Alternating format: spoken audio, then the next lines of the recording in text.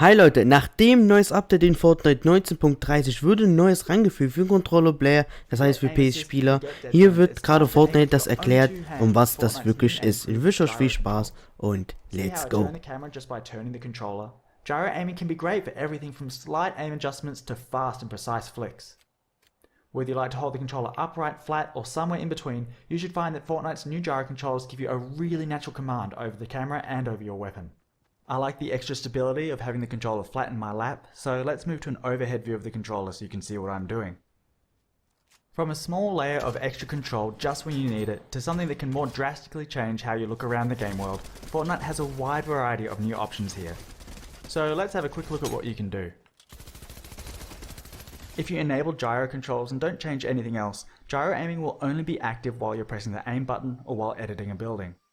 That way you don't have to worry about how you're moving your controller during regular gameplay, but you can activate it whenever you need it. Of course, aiming with the look stick still works as normal, even while gyro is active. Players can still use the look stick for big camera movements and just rely on gyro to line up a shot or track a moving target. Other players like to have their gyro always on. If that's how you're playing, it's usually a good idea to customize your controls so that you have a gyro modifier button. Pressing and holding the gyro modifier button will disable the gyro so you can reposition your controller without messing with the camera. Playing like this, you could even do away with the look stick entirely if you really wanted to. But let's try something different with the stick.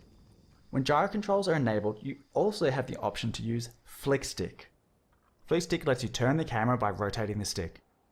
When you first point the stick in any direction, you'll make a smooth and quick turn to face that direction. For example, pull the stick back to quickly look behind you, or if you're taking fire, point the stick in that direction to see where it's coming from, and let gyro aim take care of the rest. Once the stick has been engaged, rotating it will rotate the camera. So between flicking and rotating the stick, this gives you fast and direct control over your bearing at all times.